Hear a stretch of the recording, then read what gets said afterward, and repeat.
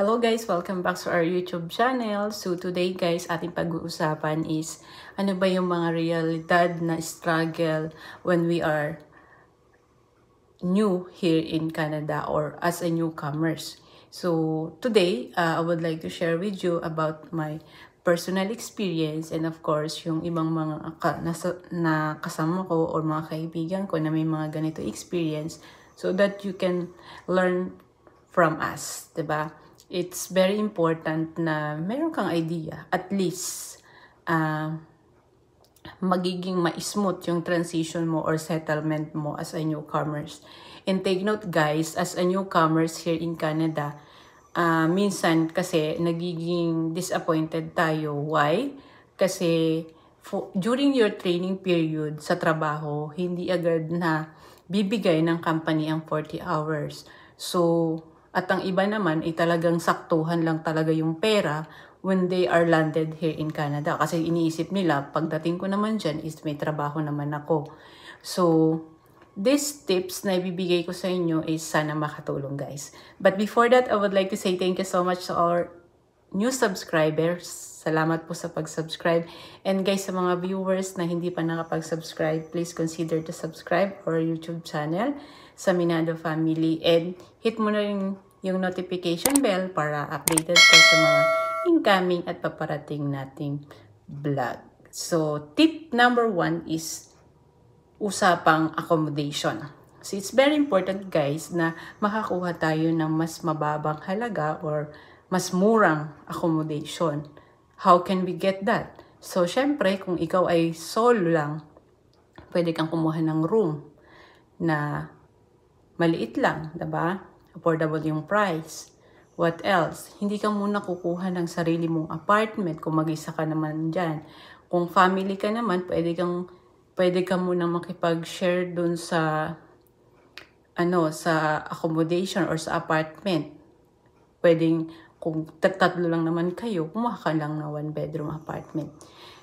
Or another option dyan sa accommodation para mas makamura, if you have a friend or kamag-anak or kakilala na may available space pa dun sa bahay nila, pwede ka maging bed spacer and you can arrange naman yung bayad nyo sa utilities, and I think mas mura yung ibibigay nila sa inyong percentage ng babayaran sa bahay. Okay? So, tip number 2 is maghanap ka ng walking distance na trabaho. Diba? Or else, kung papunta ka naman dito is may trabaho ka na agad, is you try to look or inform the employer that you prepared to have a walking distance accommodation. Okay? But, if you don't have an option, pwede naman pagdating mo dito, yun yung hanapin mo, yung bahay-trabaho walking distance like 3 minutes or 5 minutes. Kasi it's very important na maraming advantage yung 3 minutes and 5 minutes walk lang sa trabaho. Bakit? Ano ba yung mga advantage na yan? During winter, hindi ka mahihirapan, hindi ka malilate. What else? In terms of budget, sa budget mo papunta sa trabaho na pamasahe, hindi mo naiisipin kasi walking distance lang. Okay? So, pangatlo, yung pinakamalaking big deal dyan kapag hindi ka walking distance from work to accommodation or from accommodation to work is possible kung mahirapan ka sa public transportation or walang available public transportation, bibili ka ng sasakyan. So, magbabayad ka sa sasakyan, gagastos ka pa sa insurance. Okay? So, next tip is bumili ka ng mga second hand na gamit sa bahay and of course, yung mga damit. Okay? There's a lot of option. There's a thrift shop there, sa mga marketplace, hindi lang shoes, gamit sa bahay, winter jacket and everything. Mas affordable yung price, so makakasave ka. Avoid ka muna ng bumili ng mga brand new na damit at sapatos. Okay? Ito guys ay kung hindi ka lang mapili. So, next is in terms of credit card. So, guys, we prepared or we suggest na isa lang yung kunin yung credit card, guys, para at least ma-maximize nyo or ma-control nyo, ma-manage nyo ng maayos yung mga paggamit ng credit card. And you know guys, before hindi ako talaga magaling humawak ng credit card. So yun, try nyo aralin kung paano yung tamang paggamit ng credit card, so that kailangan nating mabuild yung magandang credit score natin.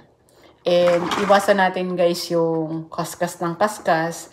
So malaki pa yung expenses natin kaysa dun sa sinasahod natin, or malaki pa yung utang natin sa credit card kaysa sinasahod natin. And kumuha muna tayo as a starter, as a newcomers, kumuha muna tayo ng mas mababang minimum, mas mababang amount ng maximum ng credit card. And huwag nating i-max out guys. Okay? Gamitin natin sa tama.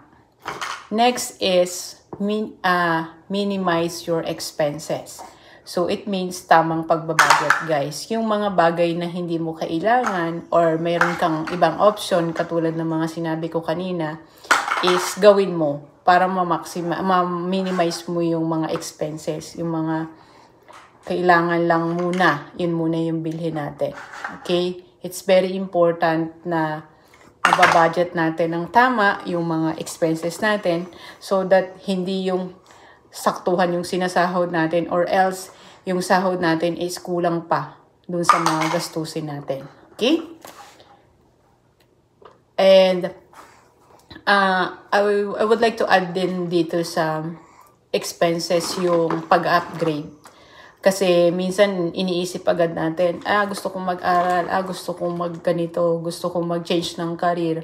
So, guys, if you are landed as temporary foreign workers, i-secure mo muna guys yung papers mo, yung mag-aim ka muna na permanent residence ka before ka mag-upgrade. Kasi, parang ano lang yan, parang nag-aaral lang yan guys. One step at a time. Hindi kailangan na pagdating mo dito, you have a lot of plans and gusto mo makuha mo siya agad. So, nakaplano, tamang pagpaplano at the same time, step by step, 'di ba? I-goal mo muna yung permanent residence bago ka mag-upgrade. So that, kasi yung mga universities na yan, yung mga, pwede kang mag-grant ng mga student loan or other programs na benefits ang permanent residence. So, yun guys. Okay? Next is, second to the last is savings. So guys, even we are new here in Canada, we suggest na mag-savings. Kasi meron tayo guys na rainy days, meron tayong emergency fund para in case na kailangan natin. Hindi lahat padala sa Pilipinas, hindi lahat kailangan gustayin or ano tawag doon, gastusin.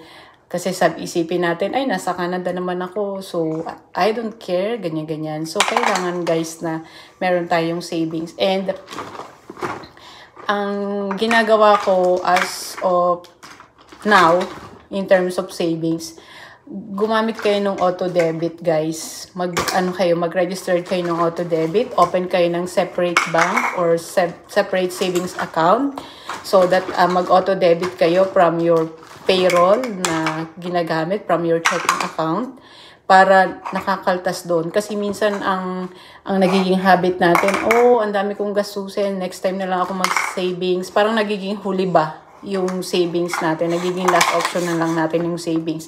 May gusto pa akong bilhin, hindi mo na ako magsisave, ganyan. So, kahit maliit na halaga lang yan, like $50 per cut-off or per sahod or bi-weekly or even $100 bi-weekly, pag pinagsama-sama natin yan or dumating yung time na i-check mo at naging habit mo na siya, magiging malaki din yun guys. Unlike sa zero, diba? So, trying to practice ourselves sa ganung habit. Okay? And for the last one, guys, is choose friends and environment. Sa akin to, ito yung dati ko pa na napapractice, guys.